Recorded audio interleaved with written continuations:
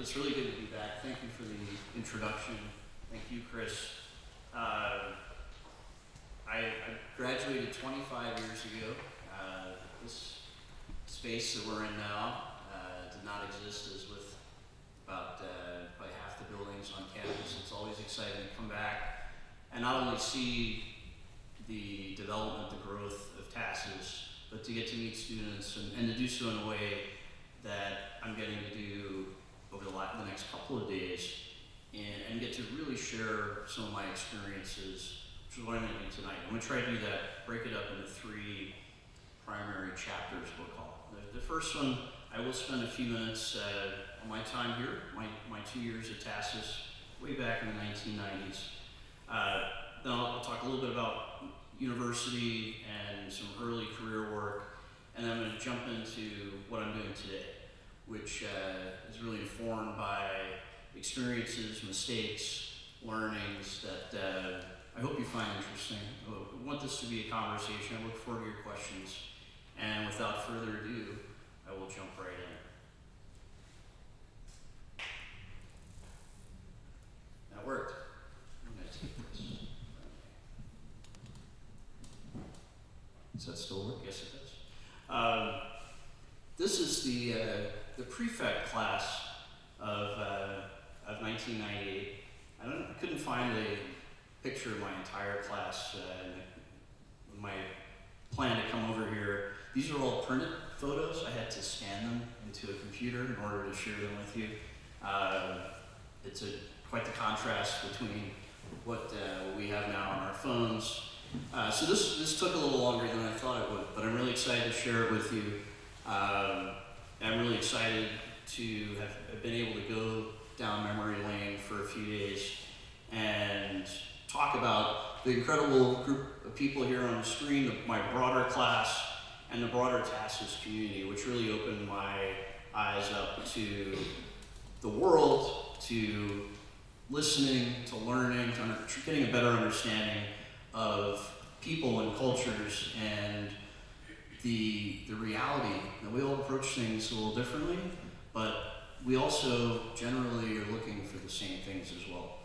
I had lunch today with the Model UN team, and funny enough, I had a couple of pictures. This is from my 2 years with Model UN here at TASIS. We went to Istanbul, and it was the start of a really my love for the city of Istanbul. These are my first 2 visits. I've since been able to go back probably a dozen times for work over the years, and every time I do, I find something new, I find something exciting, and it's just been part of that TASIS experience, the exposure you get to unique opportunities, people, a common mission, a common outcome that's so unique.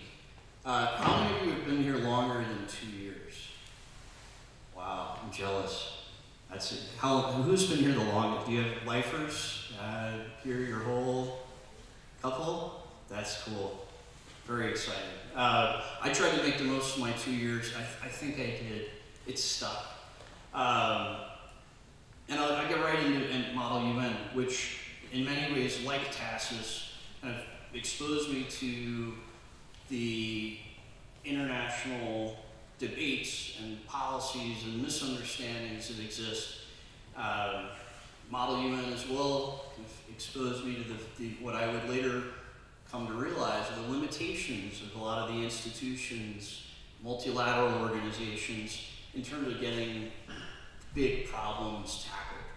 And what I would later learn is that there's a hole there for companies, for NGOs, for individuals, we'll talk about in a few minutes, to fill those gaps, to find ways to break through where big organizations that have noble missions and important efforts underway may fall short or may not be able to truly deliver on their promise today.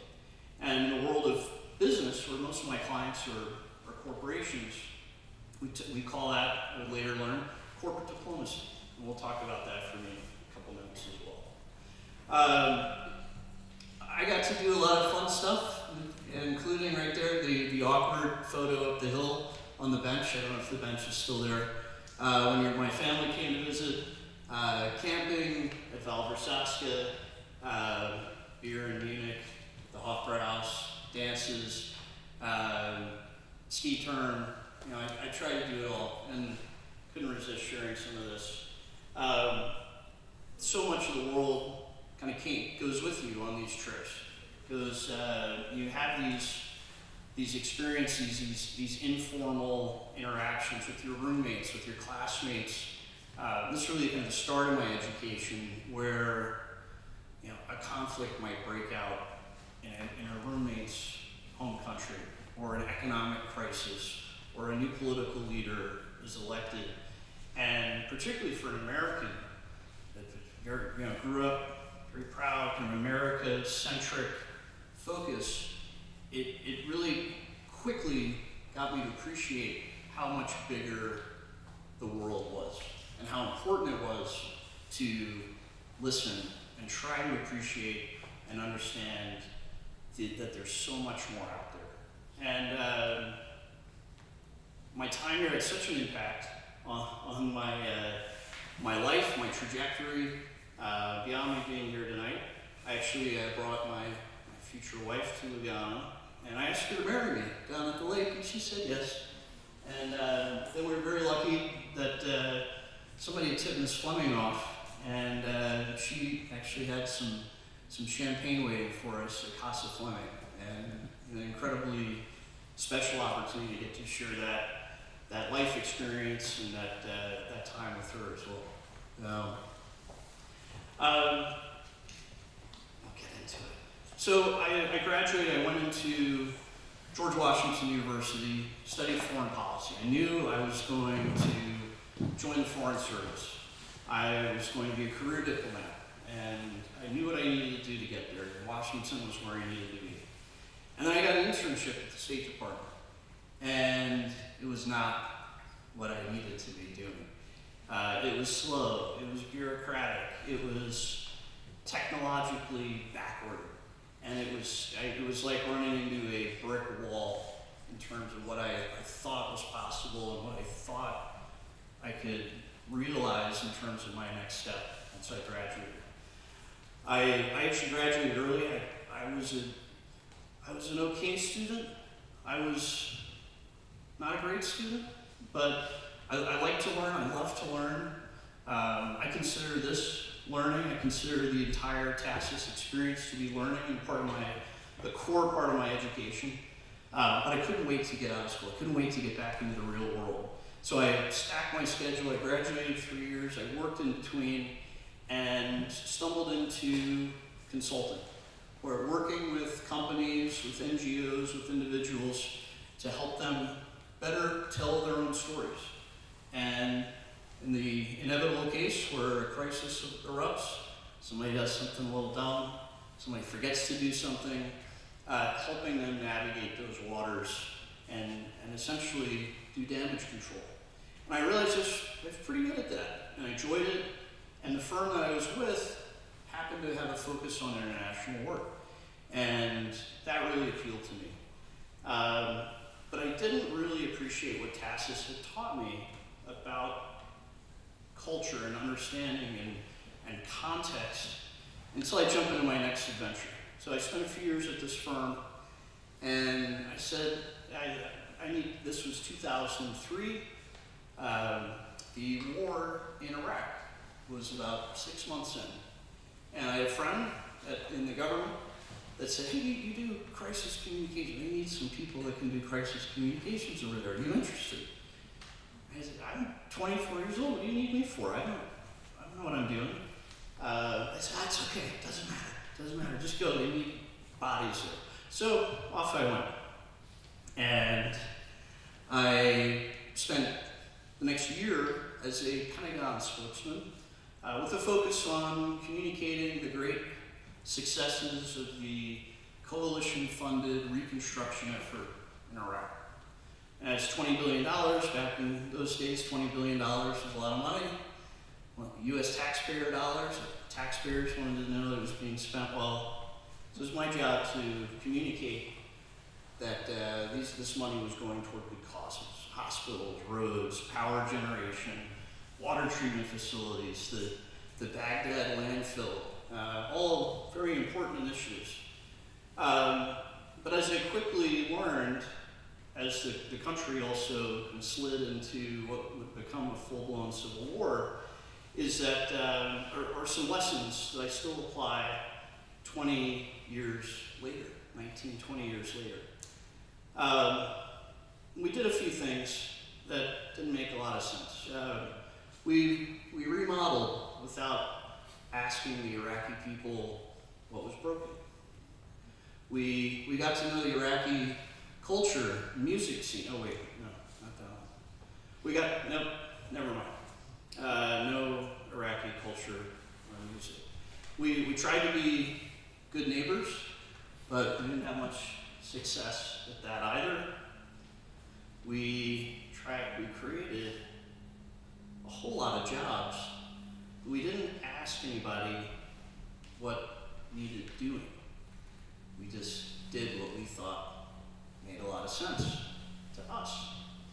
By we, I mean Washington, D.C., to be very clear. We pushed democracy without really understanding if it was time, if it was ready. And then maybe we put our thumb on the scale of the folks that we thought were the best fit for the job from Washington. And essentially we invested in most of the wrong things, it turned out. And me, as a press aide, as a communications professional, it was a real wake-up call. I had a good sense of what was going on around me and that it wasn't going very well. We essentially were listening to our own talking points. Talking points that somebody like me would write and it sounded really good, but were they authentic? Were they credible? Were they something we wanted to hear, or were they something that needed to be heard? And there's a big difference there. We called it Operation Iraqi Freedom, with the goal of removing Saddam Hussein and finding weapons of mass destruction. But we ended up sticking around a long time, 8 years. 2,500 U.S. soldiers died. Over 150,000 Iraqis were probably killed. The numbers are pretty hard to come by. And we did that for 8 years before finally leaving in December of 2011. And that experience really helped inform everything I do today with my clients and gave me a broader perspective in the world. One of the few moments where I truly thought I got an understanding of where the Iraqi people were, what they wanted, what their dreams were, their aspirations, their hopes for what their country could look like 6 months from now, 5 years from now, is from the rare interactions like this, where I could actually ask questions and have an informal conversation with everybody except the fellow in the back there. I think he was pretty skeptical of me, but I've made what I could of it. So I took that experience back to the Pentagon. And that building's even bigger than the State Department. It's filled with more people, more red tape, more bureaucracy. And I realized very quickly that this is not going to be home for me either. So I quickly got back into consulting. And essentially gotten myself to a trajectory that I'm still on today, where I work with companies, executives, government officials, high-profile individuals around the world to help them manage risk and go after high stakes, high priority opportunities, and use communications and storytelling to do that effectively. And storytelling that has to be informed by the folks you're actually trying to talk to, understanding who it is that your audience, who's making decisions, who do you actually need to talk to. It's not how many views you can rack up, it's not how many likes you can get. Though I have clients that love to hear that a video got 100,000 views or 1 million views. But what I've learned over the years is that in any particular issue, particularly where there's a problem that needs to get unstuck, there are really only a handful of people that have a true influence over the trajectory of that problem. If you understand who they are, and you can use psychology, you can use research, you can use a little intuition, a little common sense, that can really help inform a strategy, an idea, no matter where they are, no matter the industry, no matter the topic. If you get to know the human being on the other side of the conversation, you can actually get somewhere pretty efficiently, pretty effectively. So my firm is headquartered in Paris. We have offices all over Europe. I lead up our outpost in the United States. We're about 3 years old in the US. I get to travel all the time, which is a dream job for me. My wife knew what she was signing up for when I brought her over here and showed her about this really important chapter in my life. And I have no plans of slowing down. I got 2 great kids. Got a 9-year-old daughter, an 8-year-old son. I know I travel a lot, but I always come back, but never with a gift, because there'd be too many gifts, and it's too much. Rooms would be full of stuffed animals and chocolate, and so we have a no gift rule there. That's what the holidays are for. So I mostly work with companies, a lot of lawyers, a lot of board members, kind of pretty dry corporate stuff. For right now, does anybody have a question here?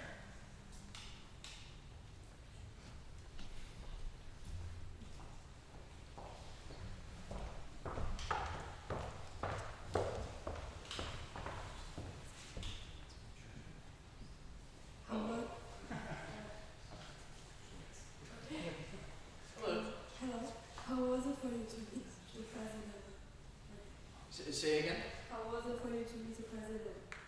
Good question. How was it to meet the president? It's an honor. It's always an honor to meet someone. Well, President Biden has an incredible career. He's been a public servant for decades.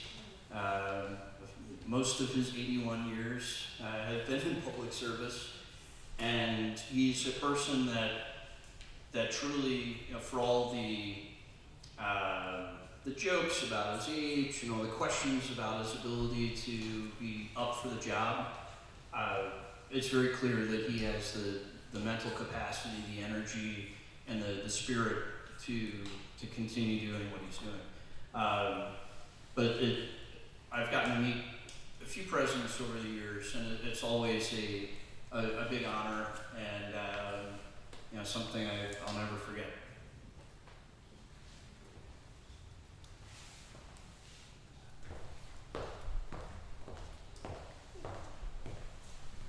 So you mentioned the importance of picking the right words and knowing what to say, how far that you get to. So what are some things that you could recommend in terms of how do you get there? How do you know how to pick the right words? Techniques, tricks, anything? Sure. Yeah. Great question. And really goes to the heart of what I see kind of successful communication. But before you know the right words, you have to know who the right people are, who you're talking to. And then before you say a thing, it's doing your research, doing your homework, understanding what that person or that group's priorities are. Where are they from? What has their journey been? Are they well educated? Are they self-made? Are they from the big city? Are they from the countryside? Do they have a big family? Or have they never gotten married? And 1,000,001 different factors that go into defining a person, for better or worse, as someone that's looking from the outside in. And then once you feel like you have a baseline understanding of who they are and what motivates them and what they want to achieve, then you can start thinking about what you're gonna say, how you're gonna say it. So it's all boils down to doing your homework, to not just barging in with what you may think is the best argument because it worked on your spouse or your roommate, or it worked in the mirror, but because it's credible and appropriate for them, the person you're talking to. It's all about getting that understanding and appreciation that they're a human being with their own priorities and their own motivations for anything they're going to do. And knowing that makes you a much more effective communicator. Okay, once more, in major